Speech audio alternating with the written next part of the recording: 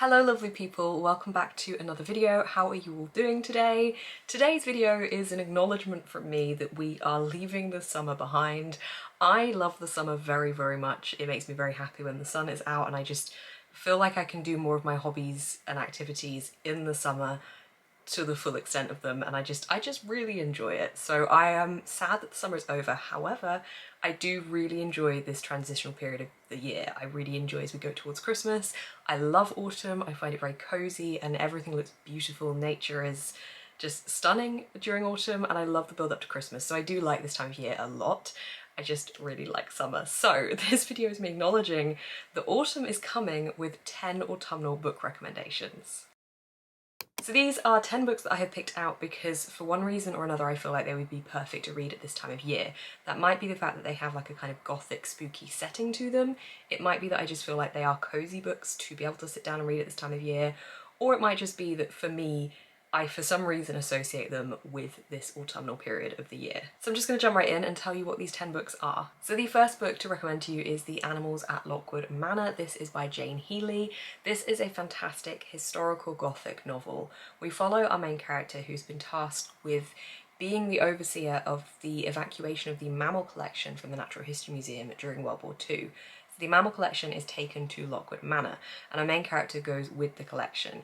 She definitely has a lot of things opposing her along the way, and it's definitely a story of that side of things and how she just has this struggle to actually be respected and have people understand how important her job is and how important it is to maintain the mammal collection. But there is also at the heart of this a haunting gothic atmosphere. The house that she is staying in is definitely very creepy. It's giving off some very weird vibes and she's getting the impression that maybe London would have been safer. We follow this character over her time at this house, the struggles with the owner of the house, the relationship that she strikes up with the daughter of the owner of the house as well, and just generally her role looking after the mammal exhibition. It's incredibly interesting, but also the reason that I'm putting it in this recommendations video is I think that this is the perfect gothic atmosphere. It's really creepy, it has moments that give you goosebumps. It also feels very cozy though because we have this big manor house and we have the kind of isolated feel, but that does kind of get cozy at times. There are days when it's very cold and everyone's wrapped up warm and you kind of have that autumnal feel about it. So yeah, there's a couple of reasons I wanted to put it in this recommendations video, but I found it a really interesting read. I think it offered quite a few different things. For a lot of these books, I don't want to say too much because I don't want to offer spoilers by accident, because obviously having finished them, I don't want to accidentally say something that would end up being a spoiler. So that is all I will say on this one, but it's really, really good and I would highly recommend checking it out for the autumn period. Next up is another gothic horror. It is a bit of a staple of the genre. This is Rebecca by Daphne du Maurier. I do tend to put this book in a lot of recommendations around anything to do with gothic or anything to do with spooky season, and obviously that does fall within autumn, so I had to put it in this video. I read this for the first time last year. I watched the film as a child, the original Hitchcock film, and just thought it was fantastic. It is such a fantastic gothic horror in atmosphere. It is completely creepy and has that deeply isolated, uneasy feeling to it. But in this book we follow our main character, who's actually an unnamed main character, which is quite interesting. So we follow our unnamed main character as she marries Maxime de Winter and goes back to his house Mandalay. Except the house isn't quite ready to say goodbye to Rebecca, who is Maxime's previous wife who passed away. So there is very much this air about the house of Rebecca, like Rebecca is still there. And we're following our main character in a fly-on-the-wall type of way as she tries to fit herself into this household and overcome this lingering sense of Rebecca about the place. And it just fits beautifully into that gothic arc about it. It's definitely slow-paced, it's not high on the action, but it is high on the description and the atmosphere. So if you like those kind of books, definitely pick this one up. The audiobook for this one is also fantastic. Then on a more fun and fast-paced note, we have Mina and the Undead by Amy McCaw. If you've seen any of my videos with this in already, you will know that I absolutely love this series. It's such a good, fun vampire series. It is set in the 90s, full of pop culture. I absolutely love it. This follows Mina, who has come from Whitby to stay with her sister in New Orleans over the summer, and ends up getting entangled into a much bigger story than she ever expected. Mina ends up working in the Haunted Mansion, which is this really cool mansion that has different rooms dedicated to different horror films and cult horror moments, and it's just really, really cool.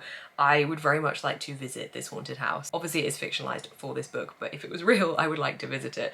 And Mina ends up working at this haunted house where she comes across a dead body, and the murder is pinned on her sister. So this is all about her trying to find out who the actual murderer is, and also get swept up in a vampire story along the way. This is such a fun series, and whilst it is set in the summer, the second book is set in the autumn, so it's a perfect series to transition you from summer to autumn, I think. It just feels fun and cozy and like the kind of thing you could sit down, it's raining outside, you could have a blanket, hot drink, and just enjoy reading this series. This next one I just got the sequel for today, and I am so buzzing to read it. The first one was fantastic, the first one being Amari and the Night Brothers by B.B. Alston. I love this series so much, or the first one at least. I'm sure the second one is going to be fabulous.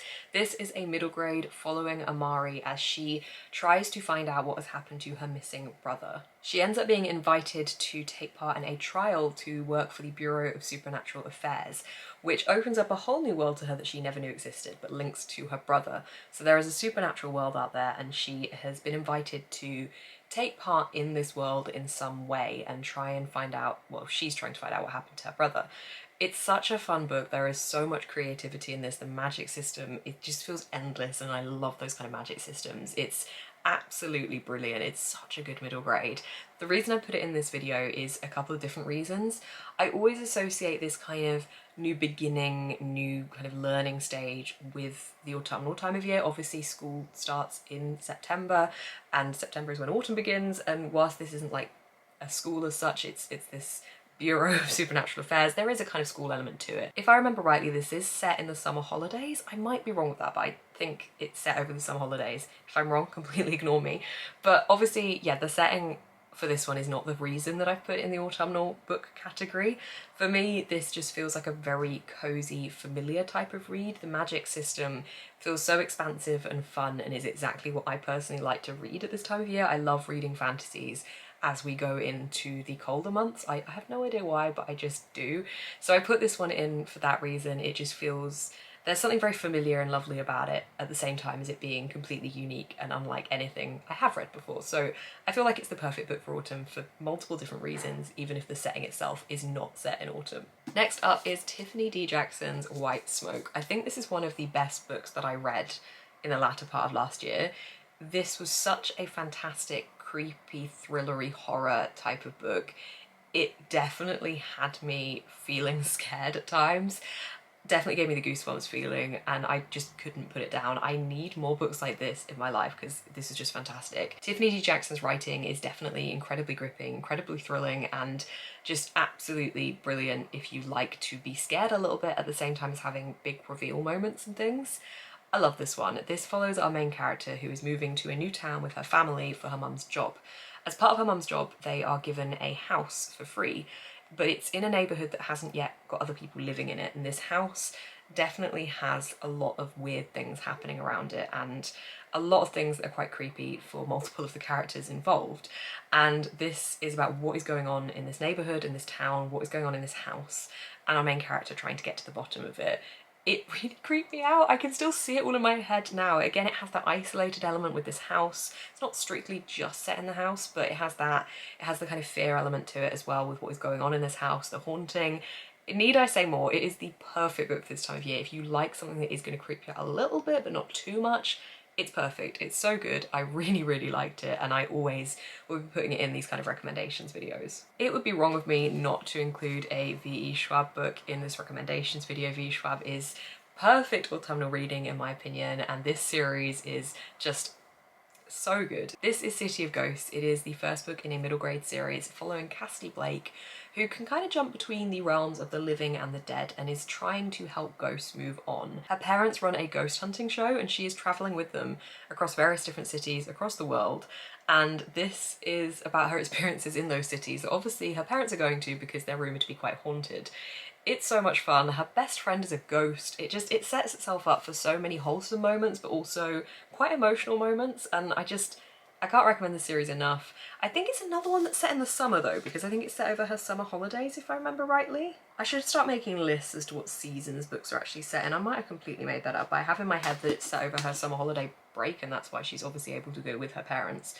I think that must be it. But again, another one that's not necessarily set in the autumn, but the theme of the book definitely makes it fit under an autumnal type of read, I think. Finally, for non-graphic novel based books, because the final three I have are graphic novel based, I have Mexican Gothic by Silvia Moreno Garcia. As the name might suggest, this is another Gothic horror. You can tell there's a bit of a theme going on with the types of books I'm recommending for this, but I just think that this is undoubtedly the perfect time of year to read a Gothic horror that is a bit creepy, very atmospheric. It's just, they make you feel very cozy because they're usually quite cold feeling and just gives you the ability to be able to transport yourself while staying warm and cozy. I love them, they're fantastic, it's such a great genre, but yes, this is Mexican Gothic. So this follows our main character whose cousin has just recently been married and writes her a letter saying that she isn't feeling very well and she thinks something strange is happening. So our main character goes to see her cousin in the remote Mexican countryside. We have the remoteness, we have the isolated setting, it's setting itself up to be a fantastic Gothic horror already. So we follow our main character as she goes to see her cousin and try and work out what is happening here. Her cousin claims she's being poisoned, so our main character is trying to get to the bottom of this, whilst also very much being warned away from the area as well. So it's got everything you want from it, really, from a good Gothic horror. I think it has the perfect atmosphere, it has that kind of threatening, foreboding nature to it. It has the kind of, the people that are in the know that are trying to persuade someone to leave. I love that aspect of knowing that there are characters that know more than our main character and that there's that threat coming from that angle as well. It was really good. Again, this is one of those ones I can still remember the atmosphere of and kind of would quite like to reread this. Silvia Moreno Garcia is such a fantastic author, such visual imagery, I think, from their books. And yeah, it's fantastic. It's got to go on this recommendations video. My final three are graphic novels. I will start with one that I think that everybody's probably heard of by now. It is Heartstopper by Alice Osman. I was debating whether to put this in the video or not because I know that this is probably pretty well talked about on BookTube by now. But I did want to put it in because I would like to reread this series soon. I don't know whether it'll be an autumnal reread or not, but I would like to give it a reread. And I just think it's such a cozy series. It has so many lovely wholesome messages to it. Each book follows a different type of theme that just gives you this overwhelming sense of warmth, wholesomeness, but also just lovely messages and important messages, I think. I just find these books so lovely and I think they're the kind of comforting books that I like reading in autumn.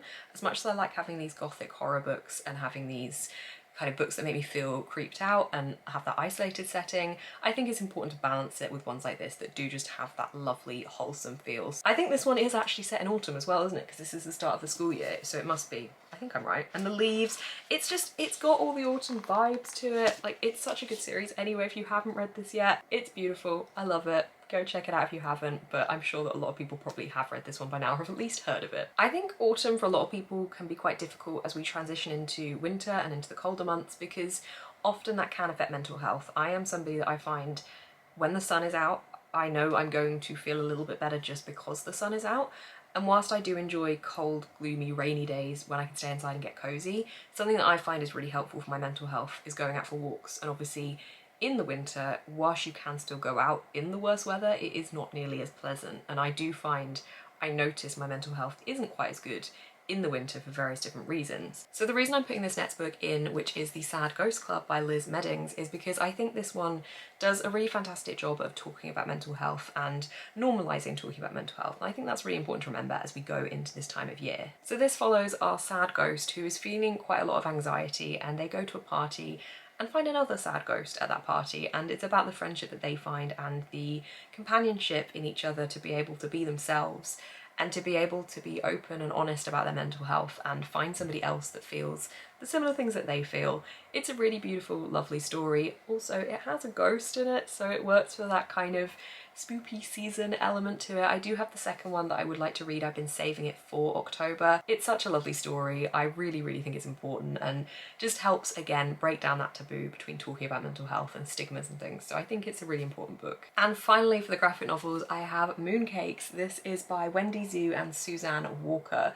This is such a lovely graphic novel. I read this one again last year and absolutely adored it. It is perfect for this season. I mean, look at the imagery on the front. This just screams autumn. This follows a romance between a witch and a werewolf, but it is also following the danger that the werewolf is in and the witch trying to help the werewolf get out of said danger. So the witch Nova has recently discovered their childhood crush Tam in the woods and realises that they have to kind of work together to save Tam. So this is about them trying to save Tam from this darkness that wants to claim their wolf magic for evil. The illustration styles in this are just absolutely stunning as well. The whole thing just screams autumn, and I could not include it in this recommendations video. Now, I was trying to do this as 10 books, and I've suddenly realised there's one that I wanted to include that I haven't. So I'm just gonna go get that and make this an 11-book recommendation instead. Okay, so the other one that I wanted to add in as a little extra that I suddenly just remembered I wanted to include in this video is Last Chance Books by Kelsey Rodkey. This one, again, is not set in the autumn. I'm pretty sure this one is also set in the summer. However, this is based on the film You've Got Mail, which is the perfect autumn film. I am very much holding out to watch that film once it hits autumn, which I think, is it the 23rd of September that it's officially autumn? I'm holding out until then to watch that film again. But this is based off of that film, so it follows two characters. It's an enemies to lovers romance who work at rival bookshops. One is an indie and one is a chain. And it is about their rivalry as bookshops, the rivalry as people, and the romance that eventually ensues. It's very cozy, it's very fun, and because it's based off You've Got Mail, which is the perfect autumnal film, it is going in this recommendations video. So that is my 11-book autumnal recommendations for you. I like that last week I filmed my Dark Academia shelf tour / recommendations video, and that was the first sit-down recommendation video I filmed for quite a while. And now I've done another one literally the week after. So you're getting all the recommendations videos at the moment. Let me know if you're liking these or not, and if you'd like to see more of them. I do have a kind of idea to do something October themed that's maybe, I don't know whether it'd be a recommendations video or just these are the books on my horror shelf type of thing, like I did with my Dark Academia shelf, because again, I've not read all of them, but I still want to be able to talk about them and say these are ones I would like to read. So I don't know what that's going to look like yet, but that will potentially be coming soon. Let me know if you'd like to see that or if there's anything else you would like to see. But thank you so much for watching. If you have enjoyed this video, please do give it a thumbs up. Comment down below what you are looking forward to reading in autumn, what would be on your recommendations list for autumn perhaps. You can also subscribe to see more of my face on your feed, and link down below you can find a link to my online shop and also my Patreon, where I do lots of extra content like live shows, podcasts, a Discord, all sorts of things. Thank you so much for watching, keep smiling and stay positive.